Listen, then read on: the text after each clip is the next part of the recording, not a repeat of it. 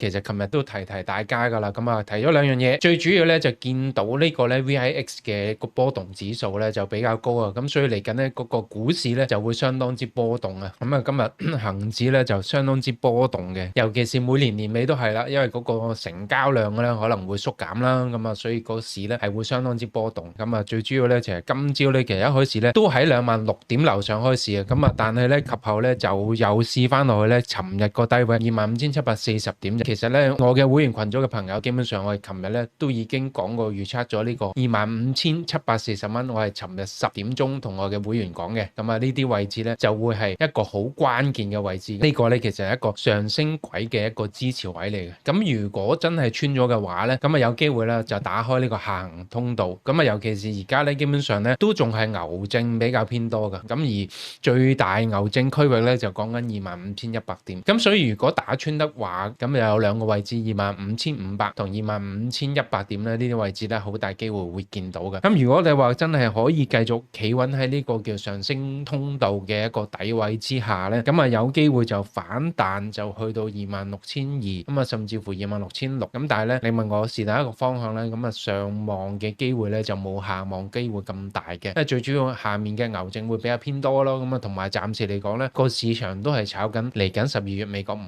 減息嘅，咁啊所以記得留意下啦。嚟緊星期六咧，我就會有一個嘅課程，咁咪會講翻一啲嘅 AI 嘅股份啦，咁啊同埋咧一啲嘅 AI 股份，大家如果已經坐緊艇嘅話咧，可以點樣去部署啦？咁亦都會分析下嚟緊呢個 AI 其實個狂潮係一個泡沫啦，定係嚟緊另一個機會啦？尤其是而家咧好多 AI 股份咧就個調整幅度已經比較多少少噶啦，有咩股份可以留意咧？咁啊記得留意下個課程啦。咁啊上一次課程係9月份嘅，咁啊大家見到我嘅部署嘅股份咧喺呢段時間個市下跌嘅咧都係有升幅嘅，咁所以大家記得唔好錯過啦。